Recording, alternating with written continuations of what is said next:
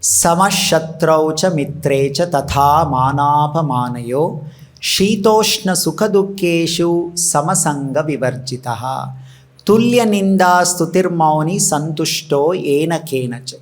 So 3 times Krishna is saying one should be equal. Samaha means you should be equal.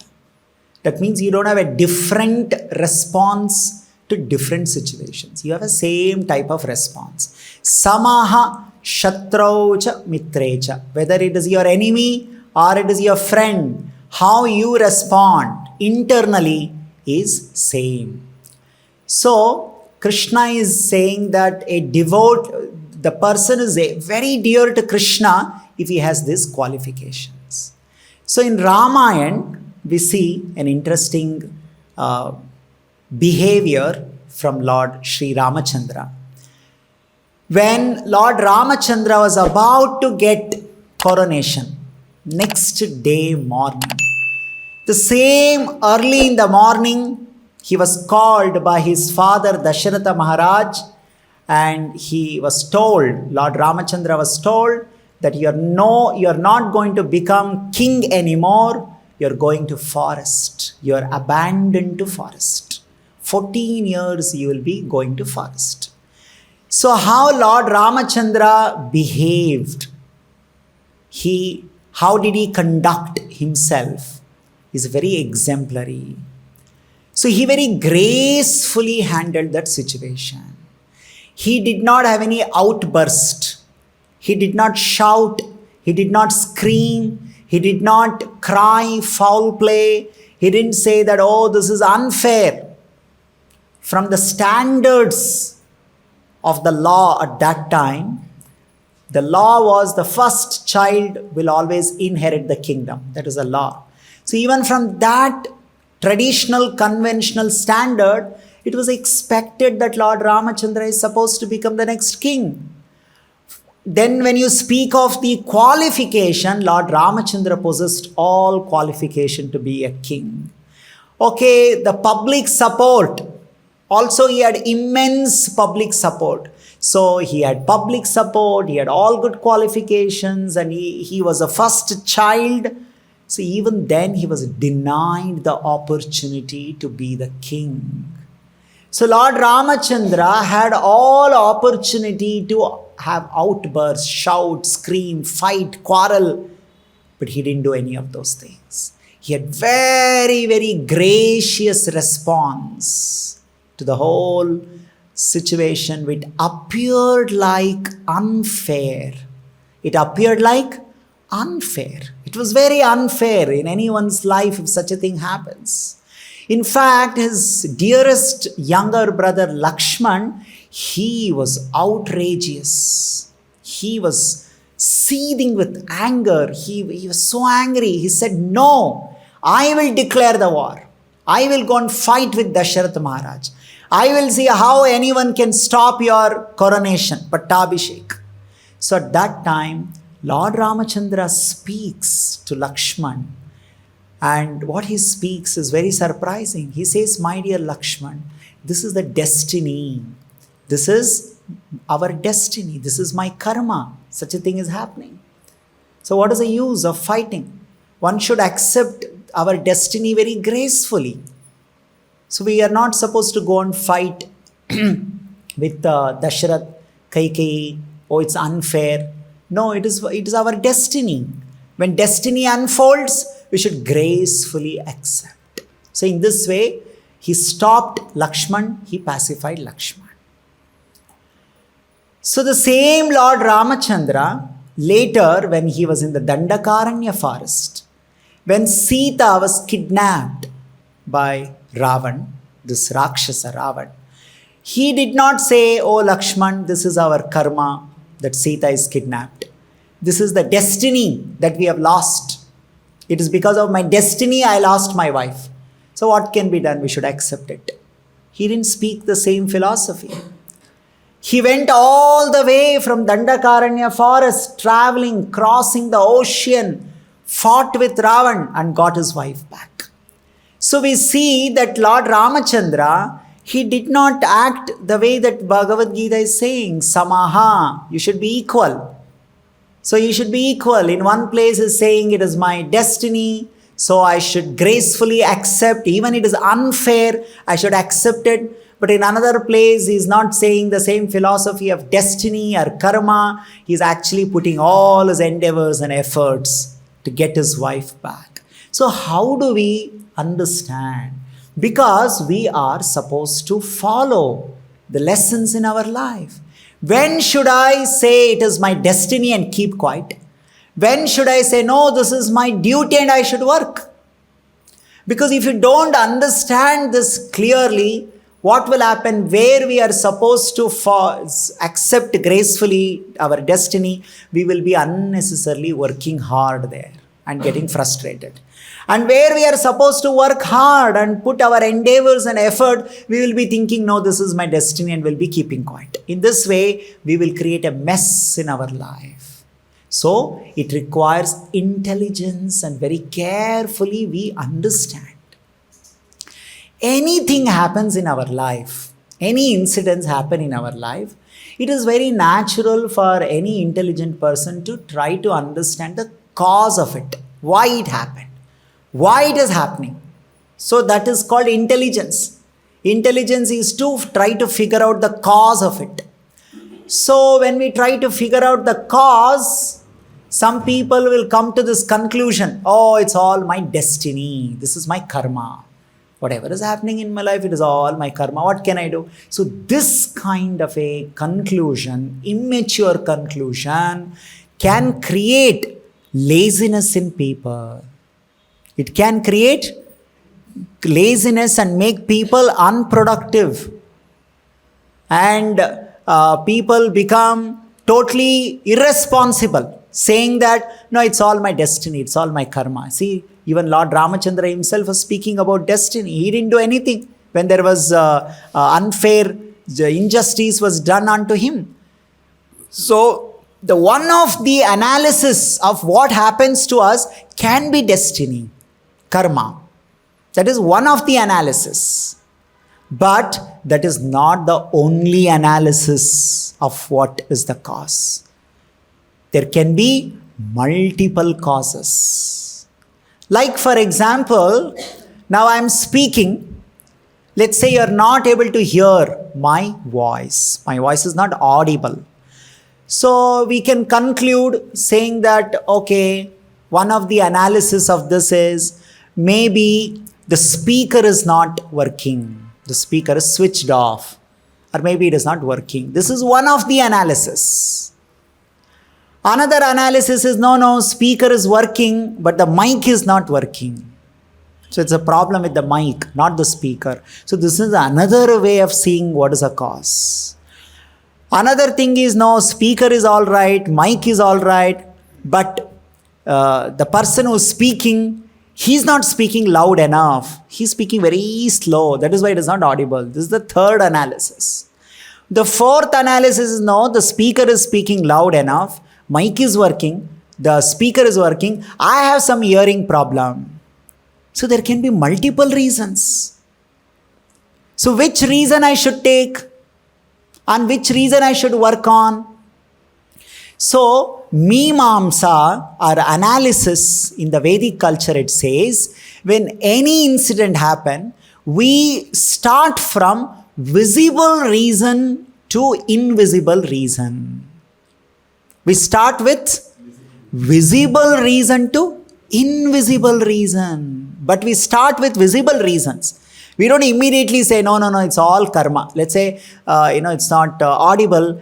No, I think it's not audible. We say it's all our karma. What to do? Our karma is not good. That is why sound is not audible. No, we don't speak like that. We immediately say, check the mic, check the speaker, increase the volume, just check whether electricity is there. We don't speak, no, it's our bad karma, what to do. That's why it's not audible. No, we immediately start looking for visible reasons. Visible in the sense, not visible means, eyesight visible, means perceivable reasons. Can I perceive any reason here? And when you try, despite your attempts to those perceivable reasons, and they're not making any sense. When you figure out, for example, mic is working, speaker is speaking loud enough, my ears are working, everything, even then I'm not able to hear, then you may come to conclusion that it is destiny. But when the visible reasons or perceivable reasons are there, we must act upon that. We must act upon it. We are not supposed to simply sit quiet and say, it is all my karma, it is all my destiny, what can I do? No. That is where the point comes called dharma, called duty. So before we make conclusion called karma, we have to understand what is my dharma. Dharma means perceivable reasons and my endeavor and attempts to solve those perceivable reasons. And where it is karma, where it is dharma, how do I understand? Right? Where it is karma, where it is dharma. So Krishna says in Bhagavad-gita, 10th chapter, Chaturshloki Bhagavad-gita, there are 4 verses where Krishna beautifully summarizes entire Bhagavad-gita. So there Krishna says, Dadami buddhi yogam tam yenamam upayantite. Krishna says that I give them intelligence. He uses the word buddhi yogam. Right? See here. Tesham satata yuktanam bhajatam priti purvakam dadami buddhi yogam tam yena mam upayantite. I give buddhi. He did not actually, if you carefully see the shloka, Krishna did not say dadami buddhi. He didn't use the word only buddhi. He used the word buddhi yogam. He used the word buddhi yoga. Buddhi is different. Buddhi yoga is different. Buddhi is just intelligence, knowledge. That's called just intelligence and knowledge. So people say, we are very intelligent, very intelligent. There are a lot of intelligent people. But Krishna is speaking not about just intelligence. He's talking about buddhi yoga. Yoga means connect. Yoga means connect. Buddhi yoga means intelligence that allows you to connect with God. Not just an intelligence. There can be intelligence that can disconnect you from God. So some people have got so much intelligence. With that intelligence, they are disconnected from the God. They say, oh, you see, I know this, I know that, so I don't care for the God. So that is not buddhi yoga. That is just buddhi. So Krishna says, I give, personally I give, dadami. Ami means first person speaking. Dadami means not that through my servant I give or through someone else it will be delivered. No. Dadami, I personally give buddhi yoga. So that means the intelligence should allow us to connect with God. That is the right intelligence. Dadami buddhi yogam tam. Then Krishna completes saying that, so that yena mam upayanti, so that they can come close to me with this buddhi. So this is the reference point, how we should behave in our life, in any situation. So should I think it is my destiny or should I think it is my dharma now? Dharma means my efforts, my duty. So now if you see that, okay, by thinking in this way, I become closer to Krishna. I get more connected to Krishna. That's where we have to think it is my destiny. By acting in such a way where I have to do some hard work, there I become more closer to Krishna. Then I'm supposed to do my dharma. For example, so one guest has come to your home and it is summer and guest is saying, it's feeling so hot. You say, what can be done? It's your karma. You're feeling hot because it's your karma. What to do? It's, sukha, dukkha, it's all because of karma. One goes through this. So, and also this Krishna says in Bhagavad-gita, dukkhalayam ashashvatam. This place is full of dukkhalayam. See, you understand, no? This is the dukkhalayam. This is not the way we speak. Now we use our intelligence. I have got an opportunity to do seva to this person. I've got an opportunity to do seva. by doing seva to this devotee who has come to my home or whoever, so I become more closer to Krishna. So I will not say it is your karma or my karma, it's all our destiny, it is dukkhalaya in this world, what is the use of putting an AC? We don't do this. Let's say your spiritual master will call you, or your spiritual authorities will call you and say, it's quite hot, why don't we fix an AC? We say, Prabhu, this is after all dukkhalayam, why are we trying to solve this problem? We don't do this. We see that immediately as an opportunity for me to do my dharma, which is my duty, so that I can become closer to Krishna. I can get purified. We don't bring this karma destiny philosophy there. You see, finally the goal is buddhi yogam. The buddhi should act like a yoga. Yoga means connecting with God. Upayantite. So that they come closer to me, Krishna is saying. Can you put one step closer to Krishna? Now by thinking, it's all karma, you're going away from the God. You're not supposed to think it is all destiny, my karma. First you ask, which way I become more closer to Krishna? By working more, by solving this problem, I become more closer to Krishna, then I have to solve this problem. No, by trying to solve this problem, I will go away from Krishna. Then I should see this is a destiny. It is a dukkhalaya shashvata. This is our karma. Better I'll not do anything about it. The first way we look at it.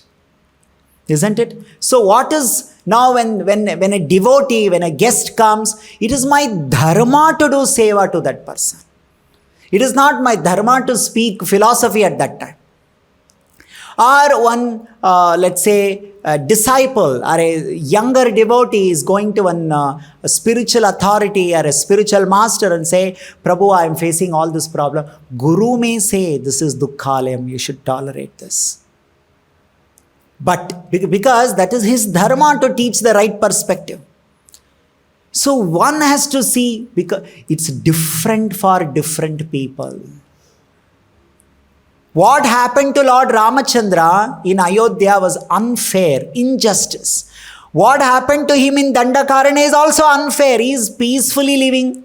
On his own he is living. Ravana is coming and kidnapping his wife. That is also unfair. So one unfair he went and acted upon it. Another unfair he did not act anything upon it. He just accepted it as it is. So what is the dharma of Lord Ramachandra? As Raghukula, his dharma is to keep the promise. As a husband, his dharma is to protect his wife when somebody is kidnapping. So that is the context. You see the context. He knows, okay, if I don't become the king of Ayodhya, Bharat can become. He is also equally qualified. He is also another very nice son of Dasharatha Maharaj. It's not that Ayodhya will be put into a great trouble and there is no right king after him. No, even Bharat can manage well. So next, what is the next important hierarchy, priority? Is that I have to keep the promise of the Raghukula Riti Sada Chaliyai. This is my dharma now. And I have to obey, I have to set the right example to my citizen of obeying the father, keeping the promise. So for there, by fighting with his father, he may become king. But is that most favorable? It is not the most favorable. So Lord Ramachandra adopts the most favorable. He says, this is our karma. This is my destiny. One should not try to solve it. We have to accept it. It is a destiny. The same Ramachandra is putting so much effort. I mean, can you imagine building bridge over the sea? To that extent he is putting efforts. Why? Because that is his dharma. His dharma is to protect his wife. So we should be very careful. Otherwise, we don't understand when it is karma, when it is dharma. We try to make immature conclusions. Otherwise, it becomes immature conclusions. So, sometimes some devotees think like this. Their thinking is, Krishna is the cause of all causes. That's what Brahma Samhita says. Ishvaraha Paramaha Krishnaha Satchidananda Vigraha Anadiradir Govindaha Sarva Karana Karanam. So when one becomes a devotee start developing sometimes immature understanding. He says everything is caused by Krishna because Krishna is Sarva Karana Karanam. So whatever happens to me is Sarva Karana Karanam. Let's say somebody is abusing you, somebody is ill-treating you, somebody is misbehaving with you. We are thinking, no, it's all, because of me. And one is to think that it is because of my own karma. Like in Srimad Bhagavatam, Lord Brahma thinks like that. He says, Tatte anukampartam susumikshamanam. He says, my dear Lord, whatever is happening to me, it's all because of my own karma. In fact, you have reduced it. He's thinking like that. And sometimes devotees will go one step higher and they think, not only I am suffering, this suffering is given by Krishna only. So Krishna wants me to suffer. Krishna wants me to suffer. So let's say you're driving and so you tell a devotee, please drive very safely, carefully. What if the devotee replies, Sarva Karanam Krishna is what? Even if there is an accident, Krishna only is causing the accident. What is this? We are not following our own philosophy.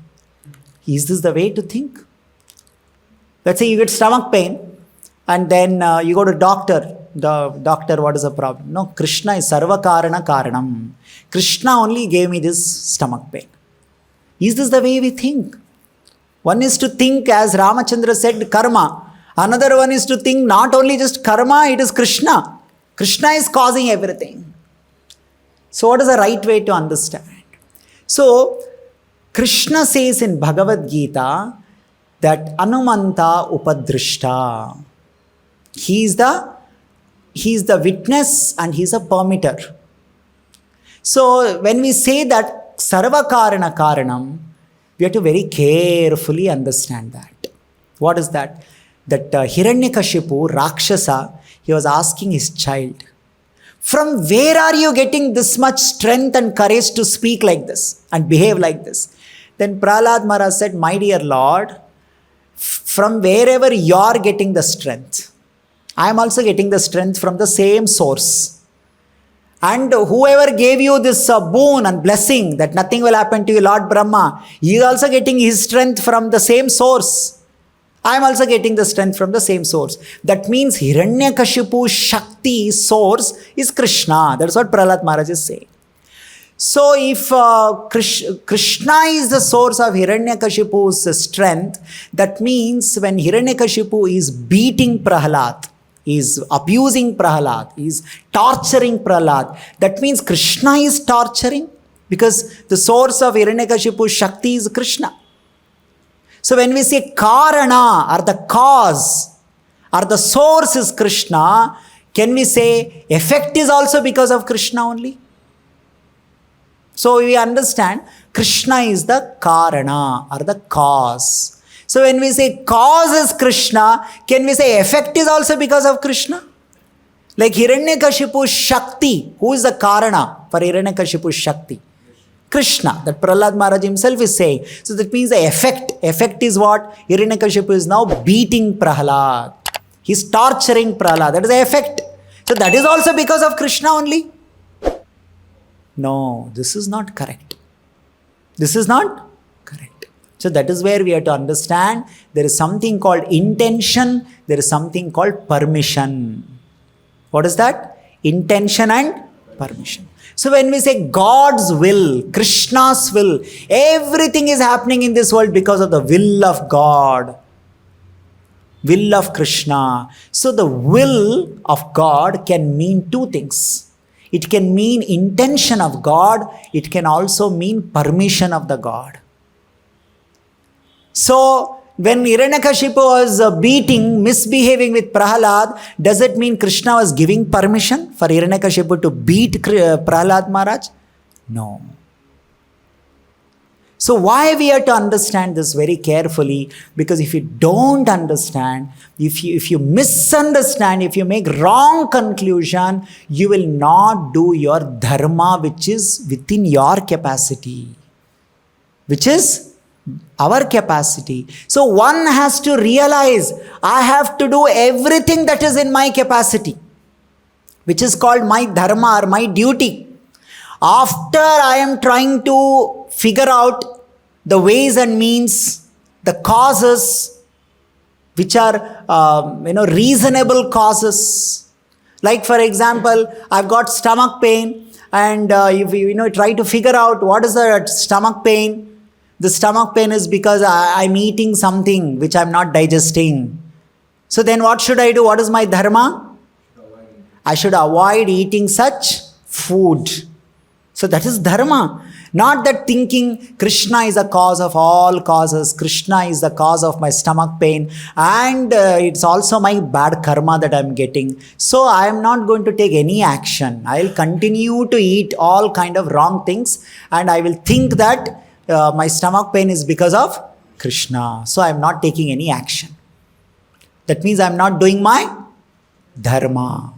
I'm simply putting everything on karma. And the karma can also mean destiny, also mean God. God only is doing all this thing. So this is all wrong understanding.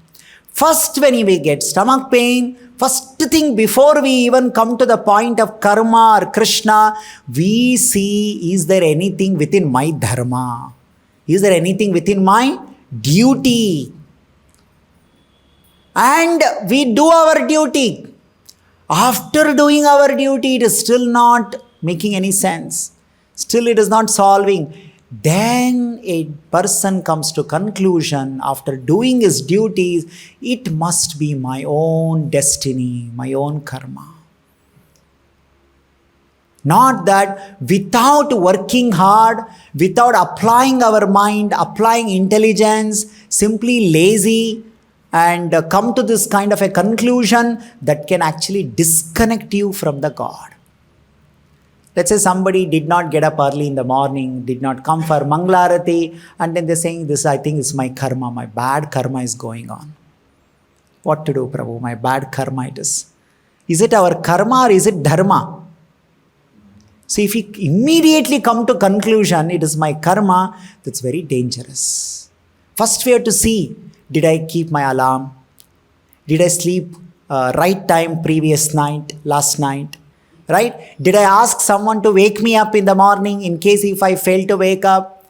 Like this, have I done all my efforts to wake up? If you have done everything despite of that, let's say for some reason somebody could not, then we may say, like morning you got up, and the moment you got up, you slipped, we fell on the floor. Then we may say, see, my bad karma, I wanted to come for Manglarti, I slipped, I fell, I could not walk. This can be ascribed or attributed to destiny, karma, or whatever it is. Not that immediately something happens and we say it's all my karma, my karma. No. Did I do my dharma first? Did I do duty first?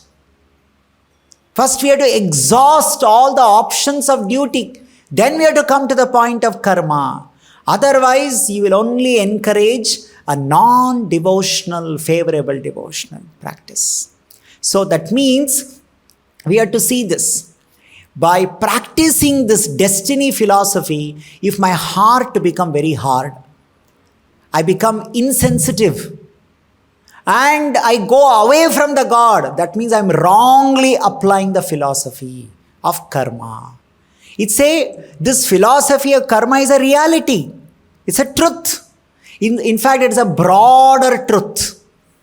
It's a broader truth. But if I immaturely and wrongly apply, then it can cause negative implications on my own spiritual life. So one has to be very careful. Like for example, Srila Prabhupada explains in the same 10th chapter for another verse, when Krishna says there are many things created by him, one of the things he uses is buddhi. So Prabhupada gives a definition, what is buddhi? There he says that, right perspective, seeing the things in the right perspective is called intelligence. That means there are multiple perspectives.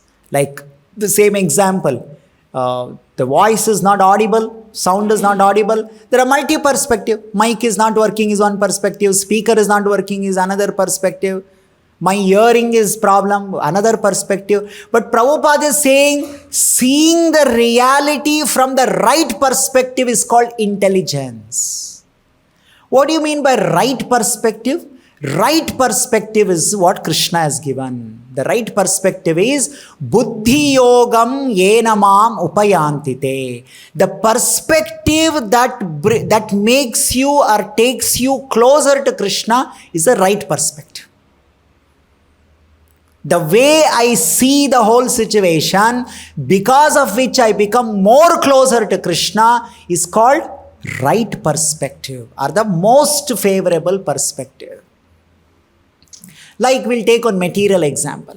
Imagine somebody is a habitual smoker. He has smoked so much that he has got cancer, and he has come to doctor. Doctor, I'm sick, I'm suffering. Then the doctor will not say, you should die. You are a burden on this, place. You are a troublemaker.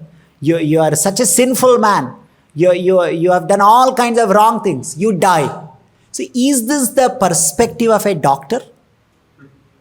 Should this be the perspective a doctor should practice? What is a doctor's perspective? A doctor's perspective is, what is his dharma? His dharma is, now a patient has come, how do I treat? That is his perspective. He will not say, no, you are suffering because of your own karma. You are suffering because of your own mistake. Why have you come to me? Get lost. Go and suffer. No. Doctor's approach is not karma approach, destiny approach, or it's your problem, you deal with it. No, his approach will be, what is my duty here as a doctor? What is my duty? They have to do their duty.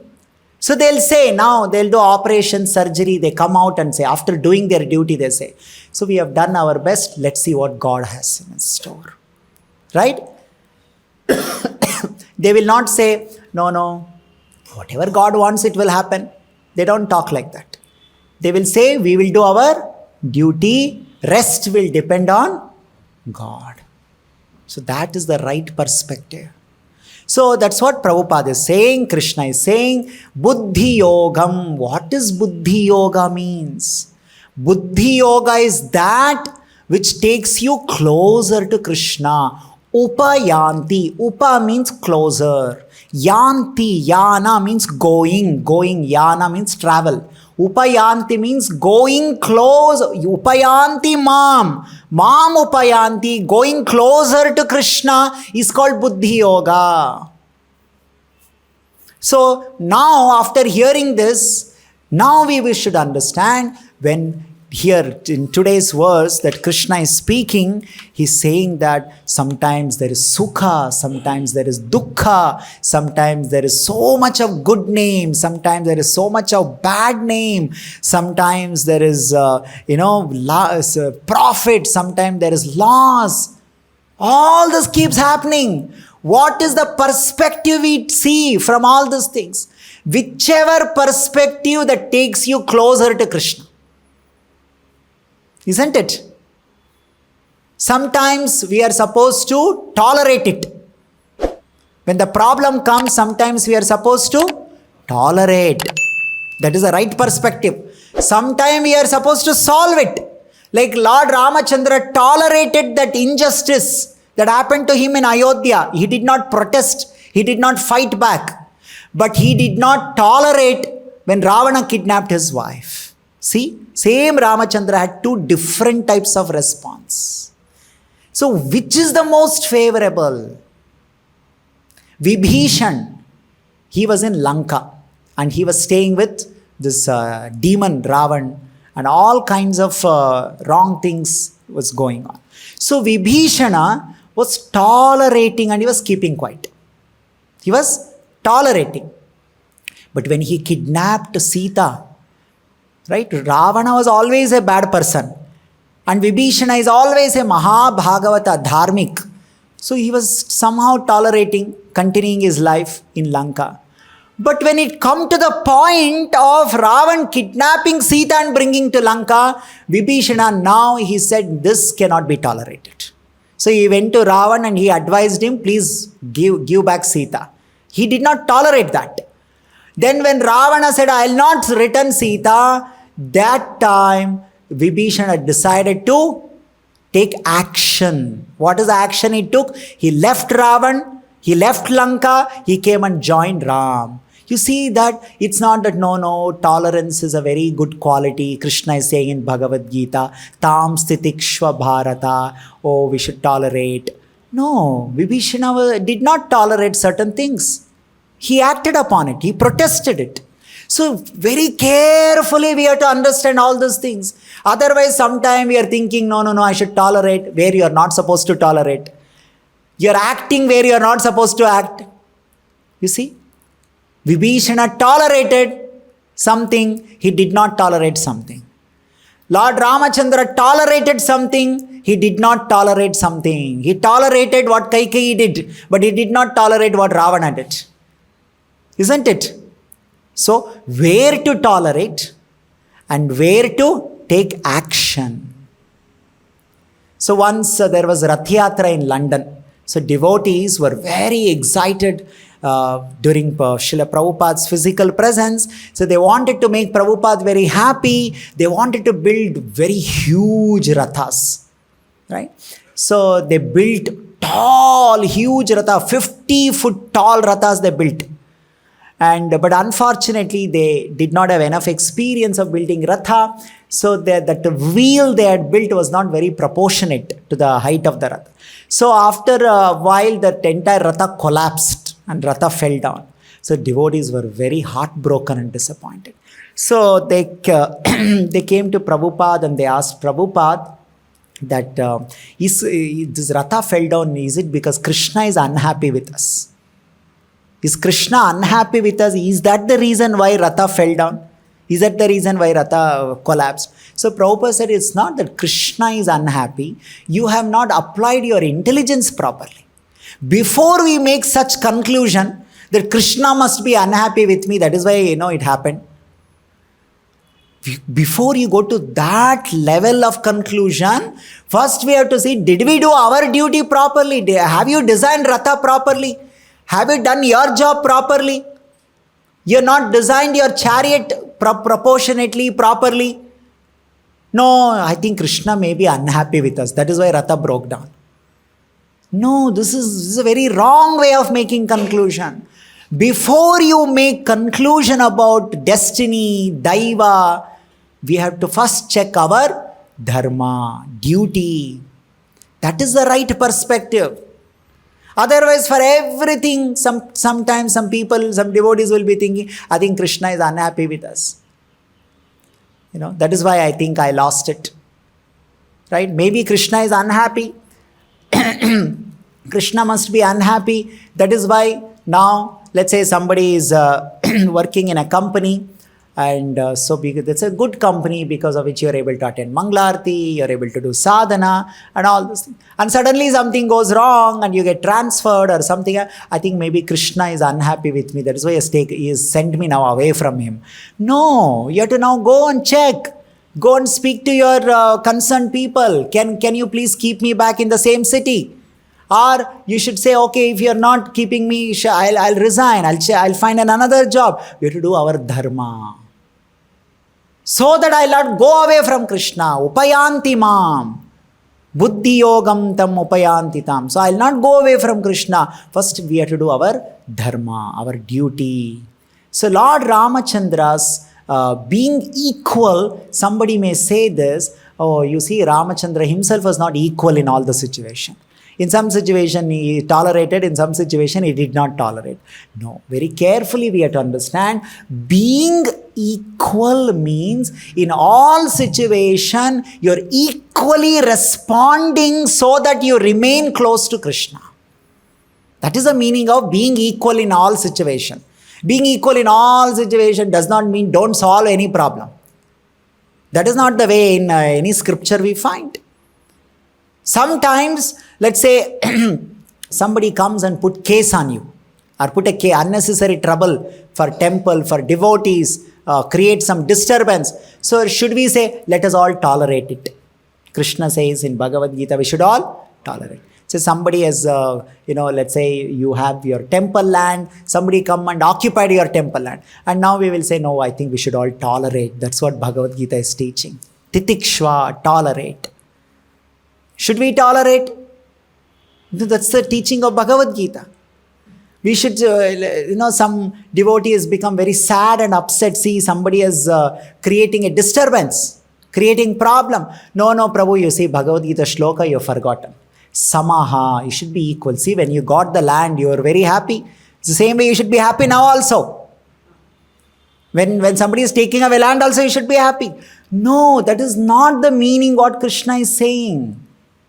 This is not the meaning. It means that in all situations, you don't go away from the Lord. In that way, you should respond. That means by fighting, you don't go away from the Lord. You should fight. By not fighting, you will not go away from the Lord. Then don't fight. So finally, the result is don't go away from Krishna. Be close to Krishna. That may means that you may have to act, or you may have to remain silent. You may have to tolerate. It means different in different situations. But the overall result remains the same. The overall result is that I have not gone away from Krishna. This is how intelligently one has to act. Otherwise, it is not called Buddhi Yoga. It may be just Buddhi, but it is not Buddhi Yoga. Buddhi Yoga is very important, isn't it? So, we will try to summarize. First and foremost is when something happens in our life, there can be multiple perspective or multiple reasons to it. From visible reasons to invisible reasons. From visible reasons to invisible reasons. So we have to act upon all visible reasons, which is called duty or dharma. And acting on all visible reasons, still everything looks beyond our control. Like for example, you're sick, you went to doctor, you took medicine, you followed the diet, you did everything, still your disease is not coming down. Then you may think it is my karma. Not before that.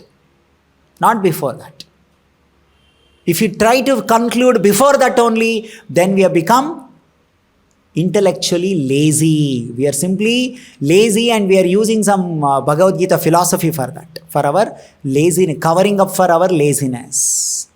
So another thing we discussed was that Krishna may be the cause of all causes, but not necessary. It's not necessary that Krishna is also the cause of effect. Krishna is definitely the cause, but is not necessarily the cause, is the cause of the effect.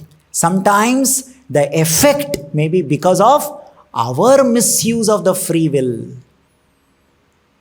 Our misuse of the free will. So there we only have to work. Right? Like when Draupadi was being disrobed, when Vastrapaharan was happening, at that time, Draupadi did not think, I think it is my karma. It's all what to do, it's all my bad karma, it's happening. No, she was trying her best. To the extent of trying to surrender to God, seeking the help of Krishna. Or somebody say, no, this, Dushyasana, he's a Shakti to take away our sari, is also coming from Krishna. That means Krishna wants it. Krishna is the cause does not mean that Krishna is willing. Krishna is the cause does not mean Krishna is willing for that. So Krishna is definitely the cause of Dushyasana Shakti, Ravana Shakti to kidnap Sita, Hiranyakashipu Shakti to torture Prahlad. This does not mean Krishna was willing that Ravana should kidnap Sita. Krishna did not desire that Dushyasana should do Vastraparana of Draupadi. Krishna did not desire that Hiranyakashipu should torture Prahlad. Isn't it? If everything is karma, if everything is destiny, simple, when Kurukshetra war begins, When Arjuna says, what should I do? Should I fight or not? Krishna should simply speak like what he spoke to Lakshmana in Tretai. It's all your own bad karma. You Pandavas, you're all, whatever is happening in your life, it's simply because of your own bad karma. Because karma is after all Vedic philosophy. It's all of your destiny is bad. So what to do? Why are you wasting your time? Kurukshetra war and all those things. Simply you have to accept it as it's your karma. Krishna did not speak that kind of philosophy. Same Krishna as Ram spoke karma philosophy to Lakshman and said we should tolerate now. But same Krishna said now Arjuna you should fight now. Tasmad yudhyaya yudhyasva. So when should we tolerate? Saying that it is our karma. When should we fight? That is called Buddhi Yoga. And what is the meaning of Buddhi Yoga? Upayanti. Upayanti means going closer to Krishna. This should make me dear to Krishna. Right? Let's say some problem I am going through. Some prasadam I am not getting. See in Purport Srila Prabhupada is saying, sometimes we get some tasty prasadam, sometimes we don't get. If I am the in charge of that cooking, I should think what is my dharma. Let's say somebody comes to me and say, Prabhu, prasadam, I'm not feeling very interesting and all. Prabhu, you should be very happy with whatever is given to you by Krishna. Yena kena chit. Be satisfied with whatever comes on your plate. That is a philosophy of Bhagavad-gita. That means you are not following proper philosophy as a cooking in charge. Now I am as a devotee, individual devotee, some prasadam is served on my plate. At that time, what should I think? I should think that I have received whatever I deserve. In fact, I have received more than what I deserve. Krishna is so kind upon me. He has given me this. I don't even deserve this. You see, my dharma is not to go and demand. If you don't give me nice prasadam, I'll not come for sadhana. I'll not do my chanting. I'll not do my service. That is not the dharma of a devotee. The devotee's dharma is to gracefully accept whatever comes on your plate, exactly what Lord Ramachandra accepted, what Kaikeyi did to him. But if the same Ramachandra, he'll do his dharma of a husband when Ravan kidnaps. That time he will not speak his karma philosophy. He'll apply all his mind. Look at this, what all Ramachandra is doing. He is making friendship with Sugriva. He's killing Vali, helping Sugriva, making friendship with Sugriva, taking all of them, going to ocean, building bridge to ocean.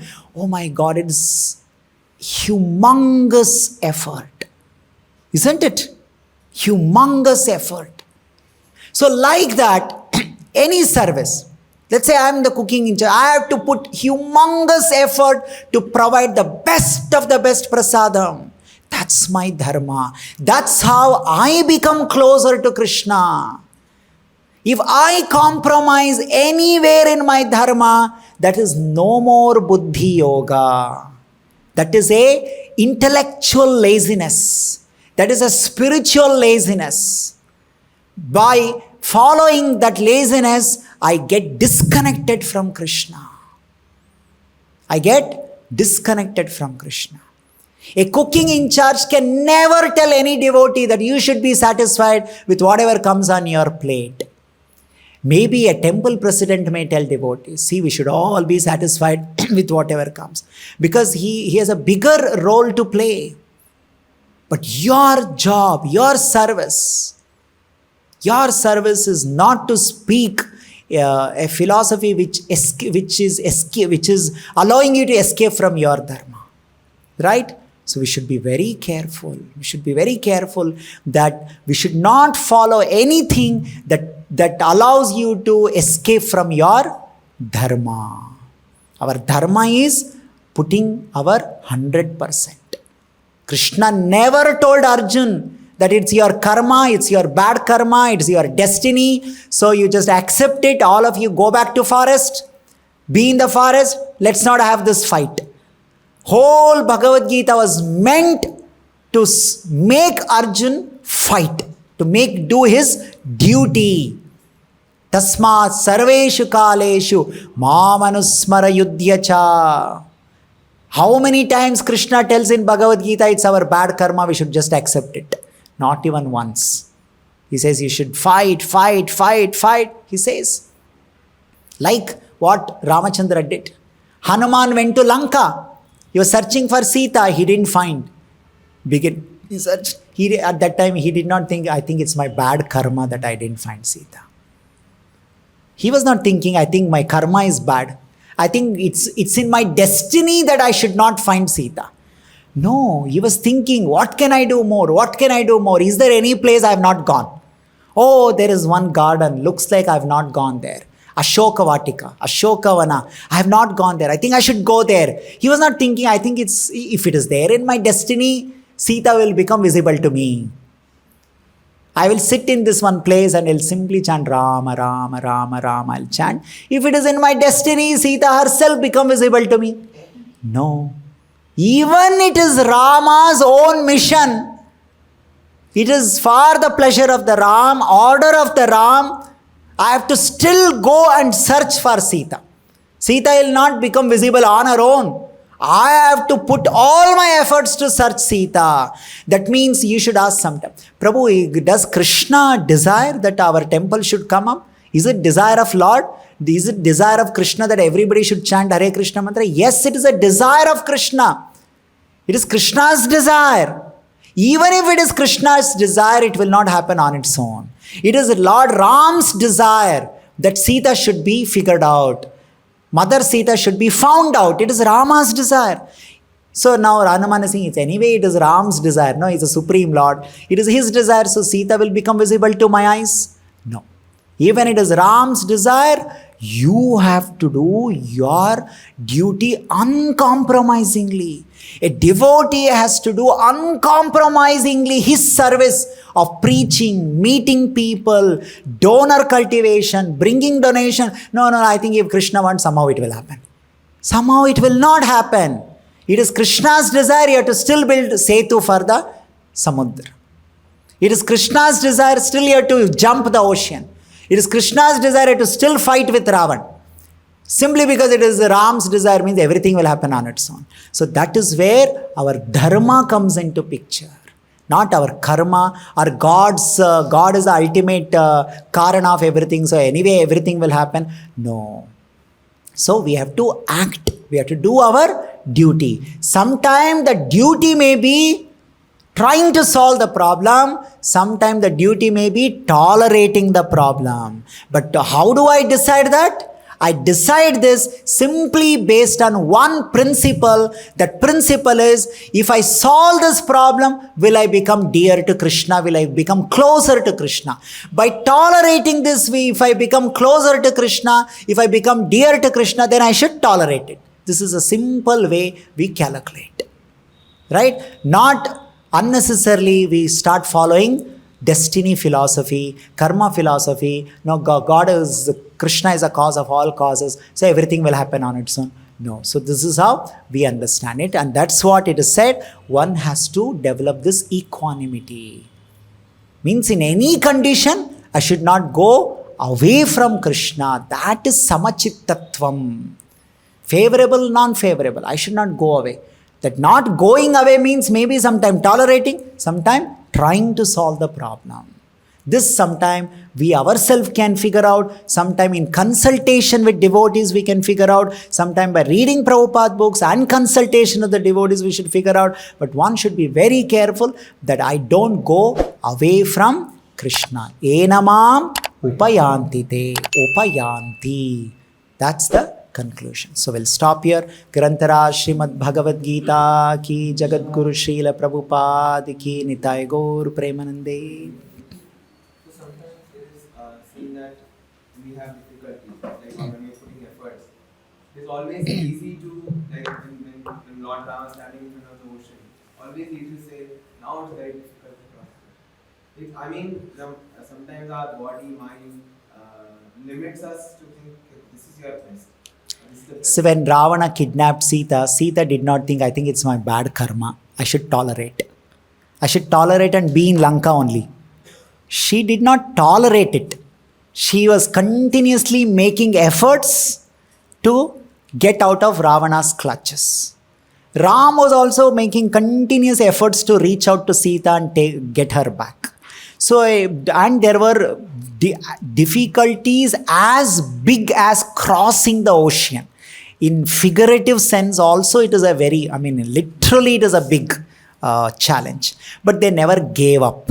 To that extent they put the effort, and complete opposite of that, they were also keeping quiet in Ayodhya when what happens with. So you can see two extreme examples in Ramayana itself. They put so much effort, which is equal of building bridge, and keeping complete silent even when there was such an unfair injustice happened to them. So you're simply trying to get that Ayodhya back, fighting, quarreling. If that creates disturbance, I lose my peace of mind or whatever it is, that is the goal of my life. So in Ram's case, his goal of incarnation was two things, that sadhu rakshana and killing the miscreant people. So that if going to forest is favorable, so he'll accept it. So he'll tolerate it. In our case, we have to see, if it is helping in my bhakti, I should accept it. I should tolerate it. So what is favorable to the goal of my life? So we have to simply tolerate and accept it. Right? If it is not favorable, let's say you are in temple, so somebody is not allowing you to chant Hare Krishna mantra, you should fight for it. You should do everything to get that 2 hours to chant our 16 round. We cannot say, I think it's my bad karma. I think I should tolerate. I should, submit myself. No, that is wrong. So if it is required, one should be ready to put so much effort, which may be building a bridge to ocean. To that much we should be ready to work hard. We should not become lazy and say, I think I should give up now. So that giving up attitude is not recommended in Ramayana or in Mahabharata. What an effort. Kurukshetra war, 18 days, crores of people were killed. Even then Krishna did not encourage you, give up now. Better we'll, just accept it as our karma. So even it requires a humongous effort, one has to still act upon it. But if it requires to keep quiet, you should just keep quiet, tolerate it. Because whichever is more favorable, bring more closer to Krishna. That individually we have to decide it.